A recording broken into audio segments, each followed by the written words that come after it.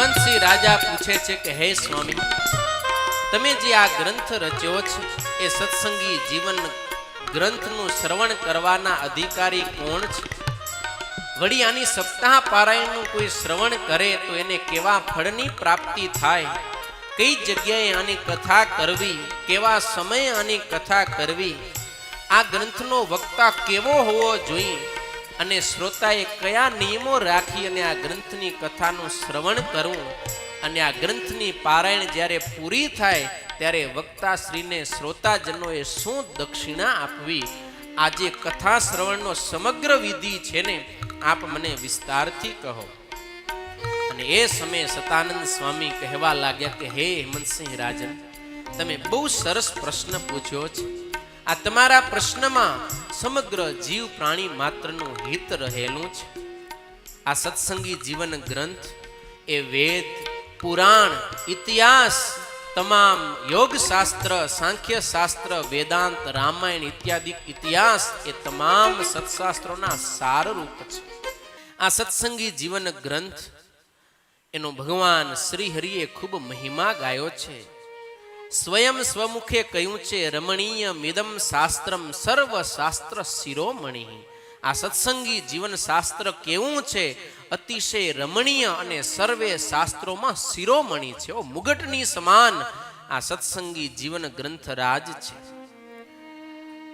અનેક જન્મના જીવના જ્યારે પુણ્ય ઉદય થાય ને ત્યારે આ કથા શ્રવણ કરવાનો યોગ મળે છે.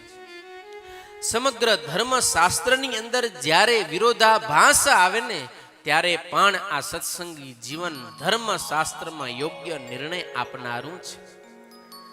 સર્વે મનના મનોરથને પૂર્ણ કરનારું છે.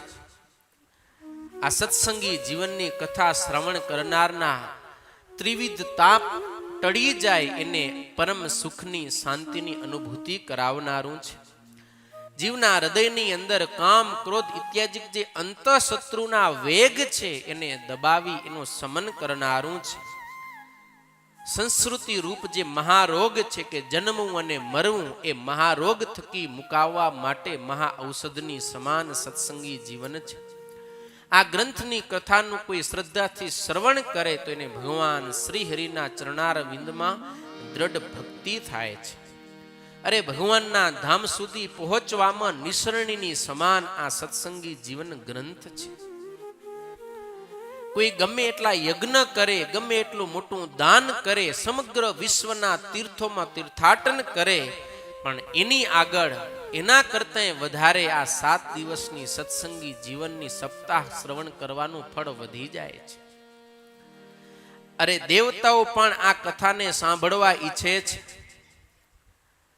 દેવતાઓ પણ સ્વર્ગમાં એમ કહે છે કે નર્તન ધારણ કરી અને જે જીવાત્માએ એક વખત પણ આ સત્સંગી જીવનની કથાનું શ્રવણ નથી કર્યું એ તો નર પશુની સમાન છે. મૃત્યુ સમયે જીવનું કોઈ રક્ષણ કરનાર હોતું નથી.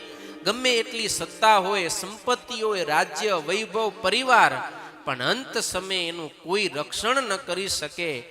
અને એ સમયે આ સત્સંગી જીવન શાસ્ત્ર જીવનું રક્ષણ કરે અને એને ઈચ્છિત ફળ આપનારું થાય છે.